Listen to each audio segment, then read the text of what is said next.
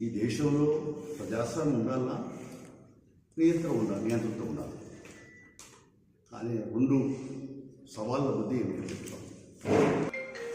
72 నుంచి ఎవరైతే ఎమ్మెల్యే దగ్గర ఎంపీ దగ్గర ఉండి పనిచేసినారో వాళ్ళ వ్యాపారం వాళ్ళకి ఎన్నుకుండి వ్యాపారం నడిపించుకుంటున్నారో వాళ్ళు డైరెక్ట్గా వ్యాపార వర్గాలే ఈ ప్రజాప్రతినిధి ఎన్నిక వరకు వచ్చారు.